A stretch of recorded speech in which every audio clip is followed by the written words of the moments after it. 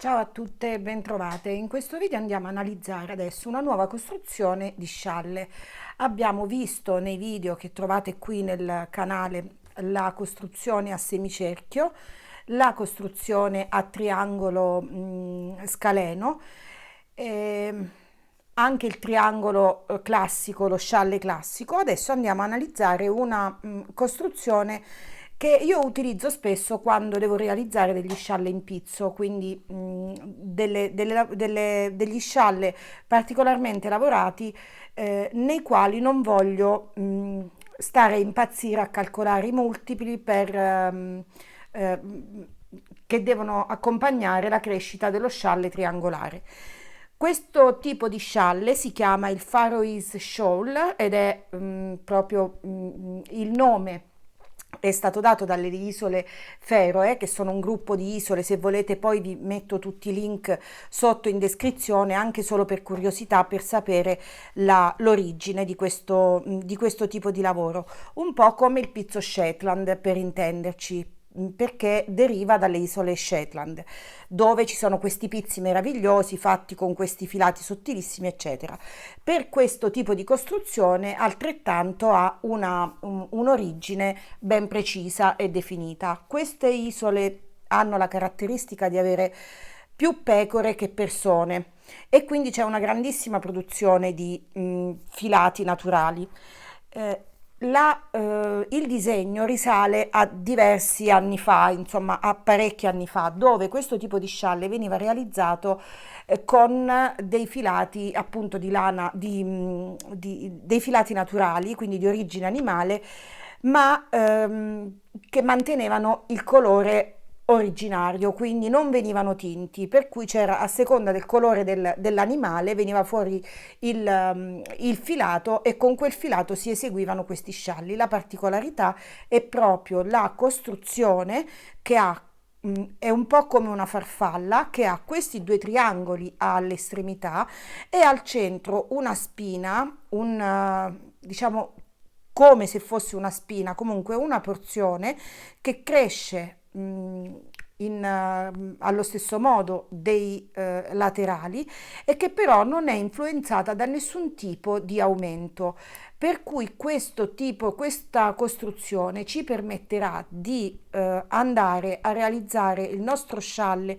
con il retro in pizzo e magari avere una costante fino alla fine e mantenere invece i due triangoli laterali a maglia rasata o a maglia legaccio, per come vogliamo noi, in modo che avremo alla fine uno scialle comunque ben strutturato con il nostro pizzo e fatto in modo veramente molto più semplice rispetto allo scialle triangolare classico, dove lì si devono andare a conteggiare, oltre gli aumenti che avvengono al centro e ai lati, si devono andare a conteggiare poi anche i multipli per far crescere appunto la lavorazione in modo costante rispetto alla crescita dello scialle. Questa particolare forma inoltre ha un vantaggio, che ha un'ottima vestibilità rispetto allo scialle triangolare classico, perché ha questa sorta di raglan a destra e a sinistra e quindi quando si poggia sulle spalle la parte retro resta, cioè ha una vestibilità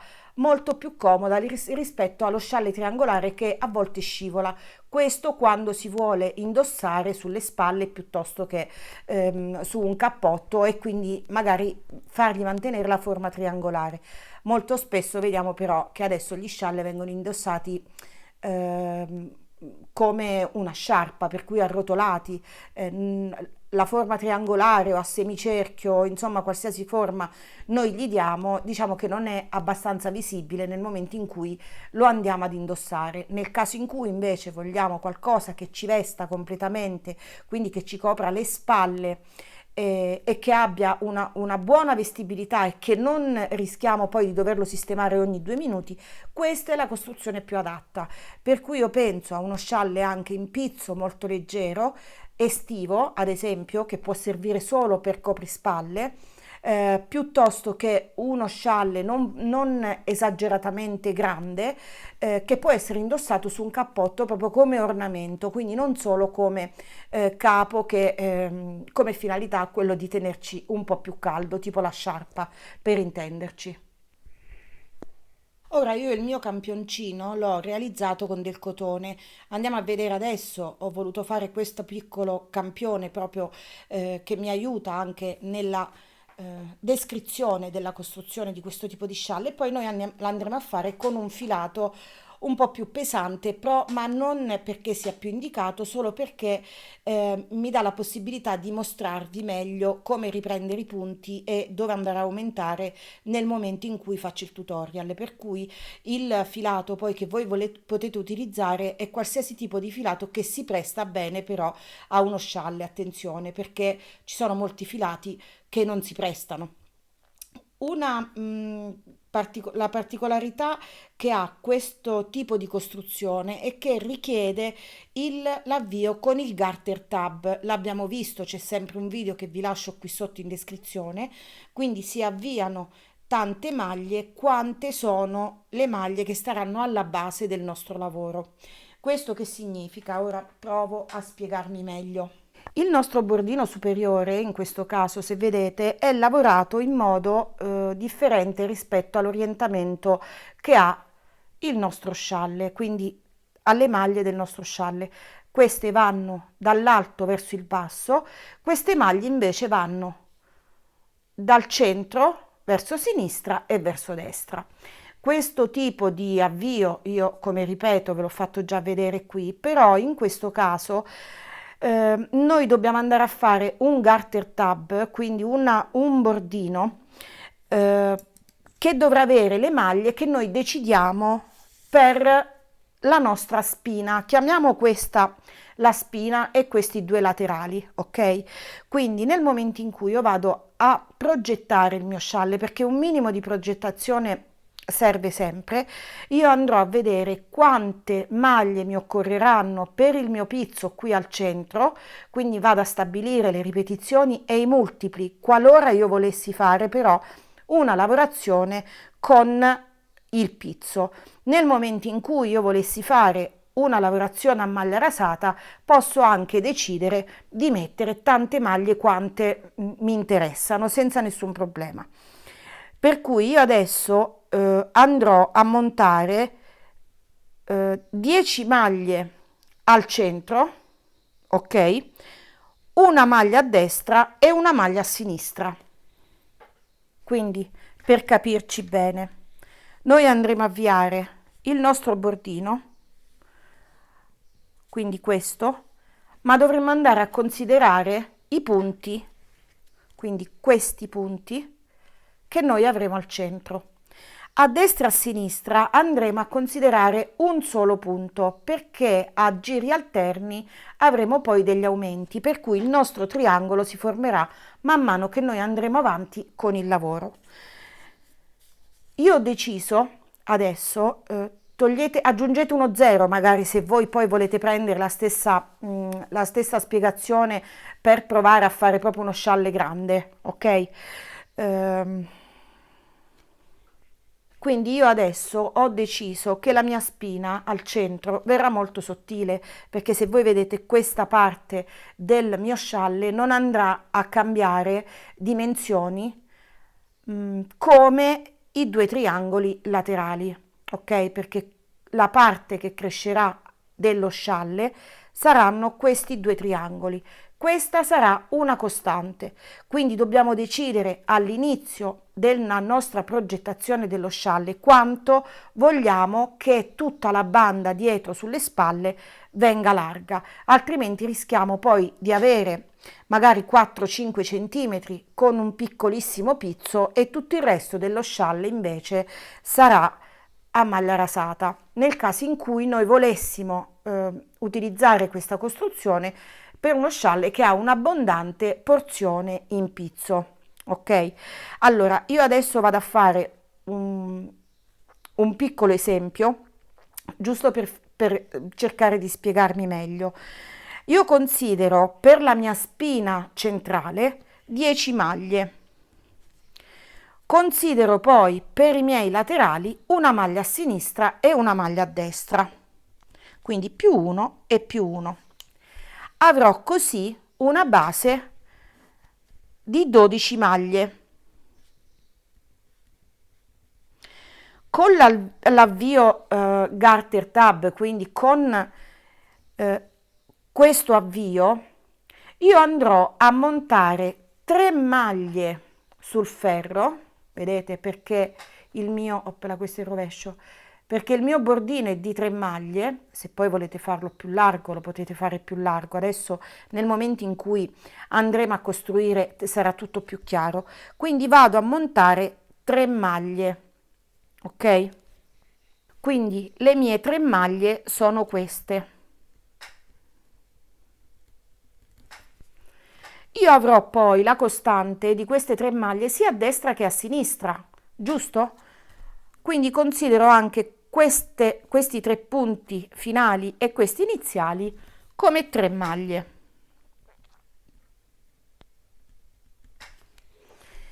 L'avvio mi conterà già come 3 maglie, ok? Quelle che io ho sul ferro. Io dovrò andare a montare le 3 maglie e andare a fare tante righe, attenzione, non giri, per quante maglie mi occorrerà poi andare a riprendere. Nel mio caso qui ho 12 maglie che sono del corpo dello scialle, quindi il corpo, e sarebbero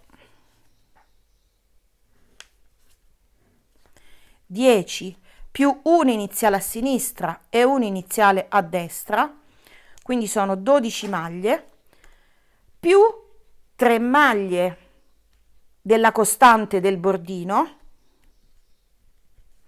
più le 3 maglie che io ho già montato. Quindi tutto questo discorso è per sapere alla fine quante maglie noi dovremmo avere sul ferro per iniziare il nostro lavoro. Quindi le maglie di avvio, per cui le maglie che abbiamo scelto per la spina centrale, che sarebbe questa, nel nostro caso ne abbiamo scelte 10, una maglia per il lato sinistro, una maglia per il lato destro. Le 3 maglie a destra e a sinistra, quindi per un totale di 6 maglie, non andranno conteggiate nel montaggio perché saranno riprese le maglie di avvio e le maglie poi che avremo sul ferro. Questa cosa adesso mentre lavoriamo la andiamo a vedere con più chiarezza. Quello che però deve essere chiaro è proprio l'avvio, quindi il numero di righe che noi dobbiamo andare a eseguire per poi andare a riprendere le maglie.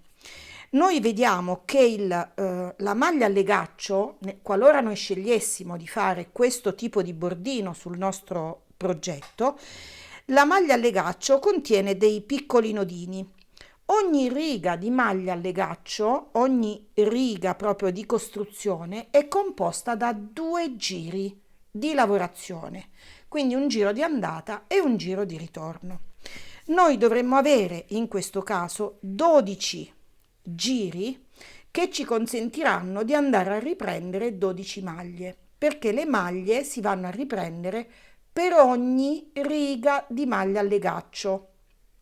Quindi il giro è semplicemente questo, la riga di lavorazione, ok? Noi facciamo il diritto, poi torniamo indietro e facciamo il rovescio. Nella maglia rasata, che sarebbe questa, ci forma 2V. Nella maglia a legaccio, che sarebbe questa, quindi sarebbe un giro al dritto e il giro di ritorno nuovamente al dritto, questa ci forma una riga di legaccio. Questa invece ci forma 2 righe di maglia rasata.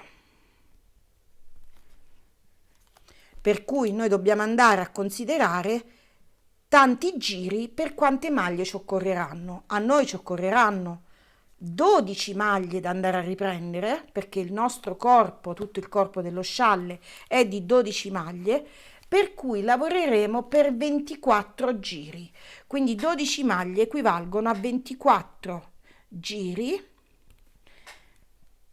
sempre tutti al dritto, tutti al dritto e questi 24 giri ci andranno a formare 12 righe di lavorazione al legaccio. Adesso vediamo all'atto pratico come fare.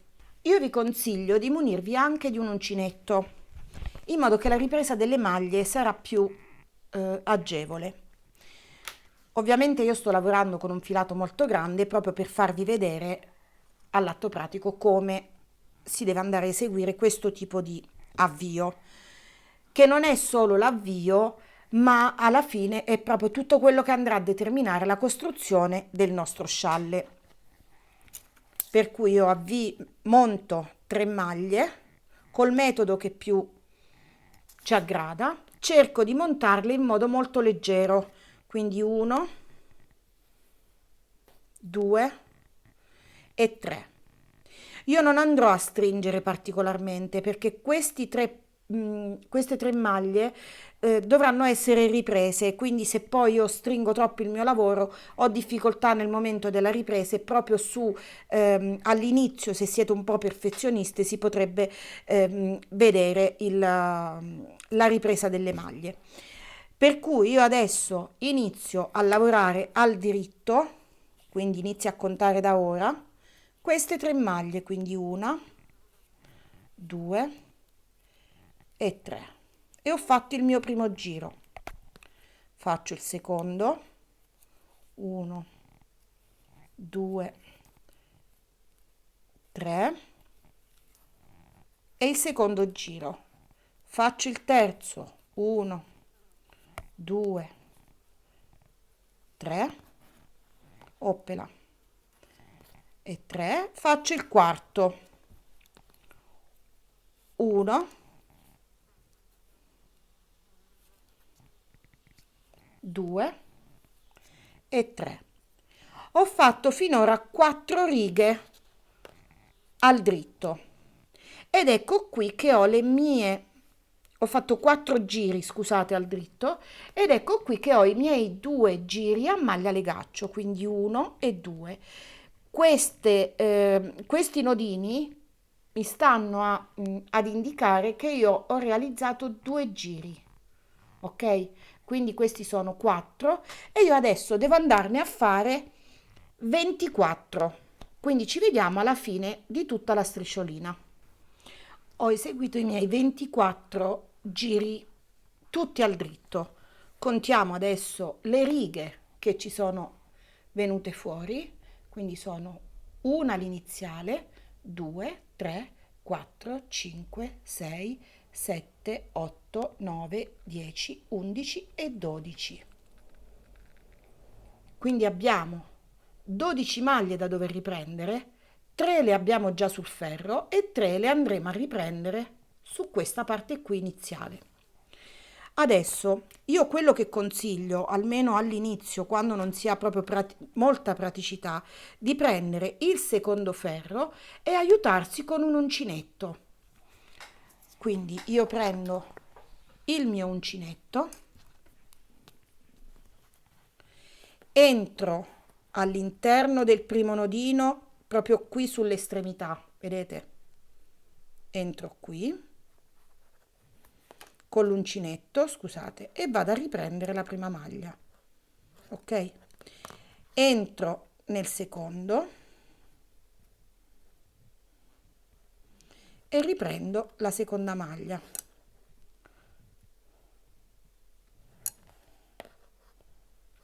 Entro nel terzo e così via, sino a riprendere tutte le maglie che ho da riprendere qui sul bordo. Ovviamente io le conto sempre per sicurezza perché si potrebbe anche sbagliare. Una raccomandazione: quando dovete riprendere le maglie, non le riprendete mai qui all'interno proprio se andate con l'uncinetto, dovete riprendere il nodino della maglia al legaccio, quindi entro nel nodino con l'uncinetto o con il ferro,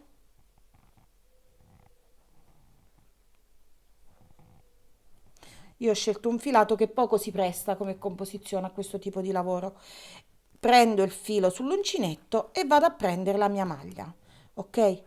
Entro nel nodino successivo e vado a prendere la mia maglia.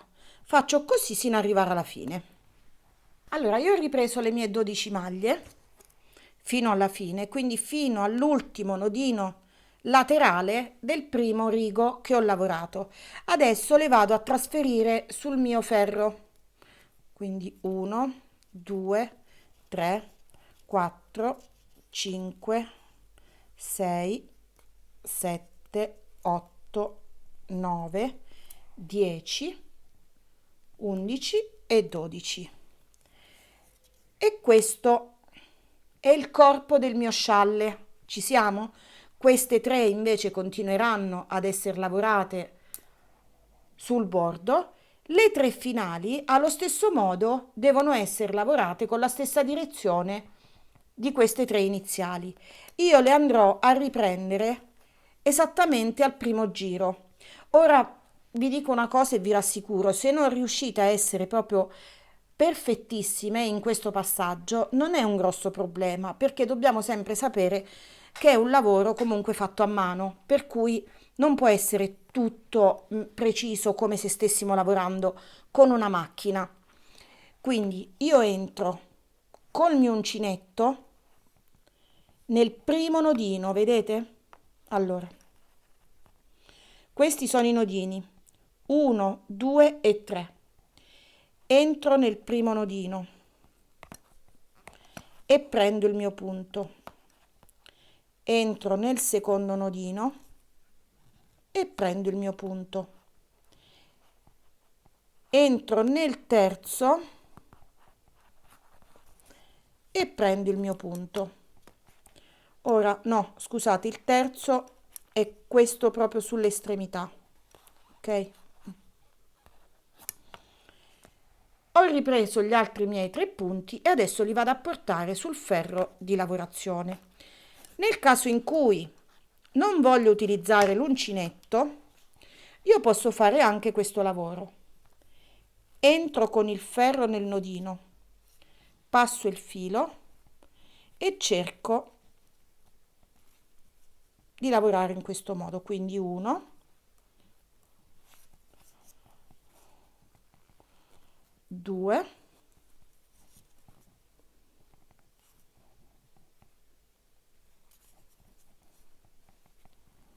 e 3.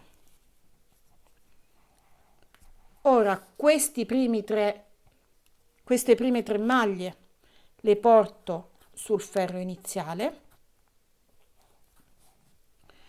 e qui ho il mio avvio. Adesso devo andare a dividere con dei marcapunto i miei bordini dal centro e dalle due porzioni. Ora, per non sbagliare, io vado a mettere dei marcapunto di due colori differenti, perché voglio prima delimitare il bordino, quindi a destra e a sinistra del lavoro, e poi il centro della mia lavorazione con le due porzioni di triangoli che andranno in crescita man mano che io lavoro. Quindi, per intenderci, quello che noi abbiamo fatto finora è questa parte qui. Ok, adesso iniziamo a fare il primissimo giro di lavorazione che sarebbe questa prima V. Questa. Noi adesso siamo partiti dal bordino. Quindi vado a lavorare le mie prime tre maglie al dritto. Quindi una, due e tre e vado a mettere il marcapunto e lo metterò di un colore differente. Adesso vado a fare il primo giro a rovescio, quindi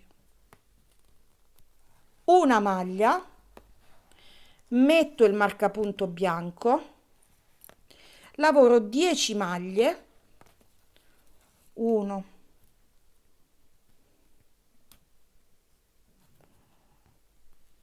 'questa l'ho presa un po' troppo stretta, 2, 3, 4, 5, 6, 7, 8, 9 e 10. Qui termina la parte del corpo. Metto un altro marcapunto. Adesso ho una maglia per il corpo, scusate, una maglia per il laterale e qui ho terminato. Prendo il mio marcapunto giallo e lavoro il bordino, le ultime 3 maglie al diritto, 1, 2 e 3. Abbiamo così adesso il nostro giro di setup, io lo chiamo in questo modo, dove abbiamo tutte le maglie con i marcapunto già pronte per essere lavorate per il nostro corpo dello scialle interamente, per cui avremo le prime 3 maglie di bordo, le ultime 3 maglie di bordo, una maglia tra 2 marcapunto e questa maglia ad ogni giro aumenterà di 2 maglie perché andremo a fare 2 aumenti. La costante che noi avremo sarà questa, quindi sempre di 10 maglie. Ricordate che se voi vorrete fare poi uno scialle con una parte più ampia in pizzo, ovviamente queste maglie saranno molte di più, vi troverete molte più maglie sul ferro, però non aumenteranno per come aumenterà la parte destra e la parte sinistra.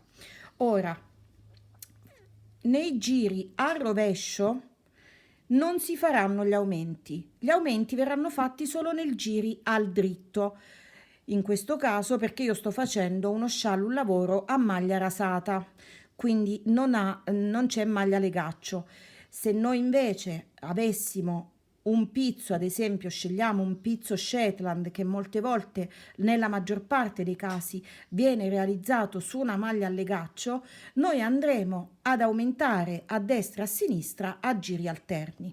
Comunque adesso consideriamo uno scialle a maglia rasata come questo che io vi ho presentato e gli aumenti saranno decorativi, quindi ci saranno dei gettati che verranno poi lavorati.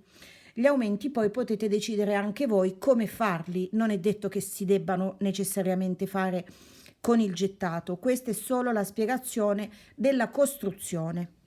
Per cui facciamo le prime 3 maglie al dritto che sono le nostre 3 maglie di bordino, 1, 2 e 3. La parte che dovrà aumentare sarà la parte che si trova all'interno dei 2 marcapunto. Quindi passo il primo marcapunto, faccio un gettato, lavoro la prima maglia e rifaccio un gettato e passo il marcapunto. E adesso lavoro le mie 10 maglie, 1, 2, 3, 4, 5, 6, 7, 8, 9 e 10.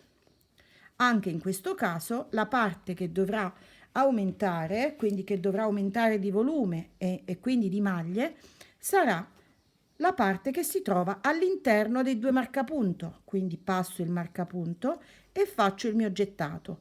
Lavoro una maglia, faccio nuovamente il gettato e passo nuovamente il marcapunto e vado a lavorare il mio bordino al dritto. Quindi 3 maglie al dritto.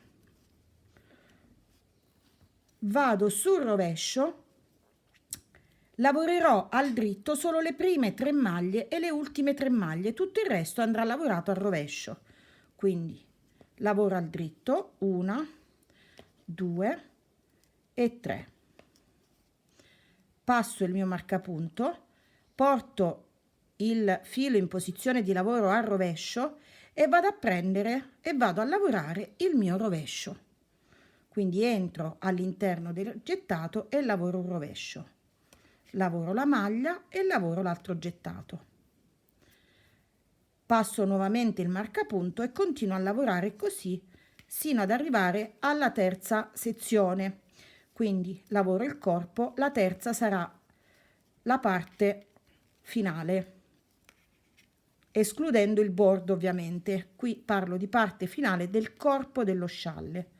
Quindi arrivo al marcapunto, passo il marcapunto, lavoro il mio gettato, lavoro la mia maglia e lavoro il mio gettato. Ripasso il marcapunto, adesso ho le 3 maglie al dritto che fanno parte del bordino, quindi 1, 2 e 3.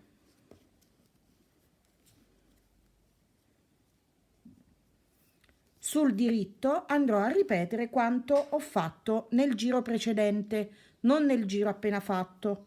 Quindi lavoro le 3 maglie al dritto, 1, 2 e 3.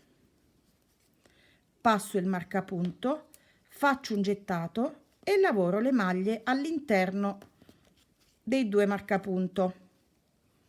Prima di passare il marcapunto faccio nuovamente un gettato e passo il marcapunto. Ho sempre le mie 10 maglie, 2, 3, 4, 5, 6, 7, 8, 9 e 10. Vedete, la costante che noi abbiamo in questo tipo di lavoro sono le 3 maglie iniziali e finali al legaccio e le maglie che noi abbiamo deciso di eseguire al centro, nel nostro caso 10 maglie per questo campione. Allo stesso modo della porzione di destra passo il marcapunto, faccio un gettato, lavoro le 3 maglie, faccio nuovamente un gettato e passo il marcapunto e lavoro le 3 maglie al legaccio. Ora ci troviamo sul rovescio, andremo a lavorare i gettati, andremo a lavorare le nostre prime 3 maglie e le ultime 3 maglie al dritto e andremo avanti così fin quando non avremo la larghezza, scusate, la larghezza superiore del nostro scialle che ci basterà e ci piacerà, e lo stesso la larghezza sarà crescerà in modo proporzionale all'altezza dello scialle, perché noi stiamo facendo 2 triangoli, uno a destra e uno a sinistra, e questa porzione lavorata tenendola sempre con lo stesso numero di maglie iniziali. Io so che questo è un video molto lungo per essere un piccolissimo assaggio di quello che può essere uno dei tanti modi di fare gli scialle, però credo che quando almeno per me, quando devo farvi vedere come si realizza un pezzo, prima magari di avventurarci in un progetto che faremo sicuramente uno scialle invernale con questa costruzione, credo che sia importante capire bene la costruzione, per cui chi magari volesse provare può provare con un numero molto ridotto di maglie, farsi un campioncino e vedere se effettivamente questa spiegazione può essere utile e può essere un'alternativa al classico scialle triangolare. È una tecnica, una costruzione che può essere adattata anche agli scialli a crochet, per cui con lo stesso criterio di aumenti e con lo stesso criterio di montaggio proprio delle maglie, in quel caso di catenelle, potete comunque realizzare un lavoro del genere. Io spero che questo video vi sia stato utile. Questo è uno di una serie che comunque poi vi farò vedere man mano nel corso.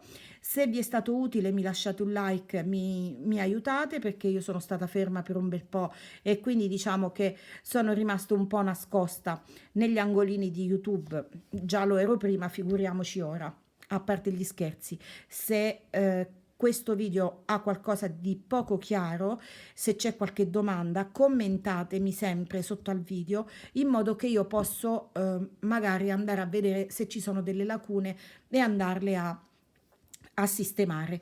Ci vediamo al prossimo tutorial, che dovrebbe essere a questo punto un progetto. Sto cercando pian piano di rimettermi in ritmo. Ciao, a presto, grazie.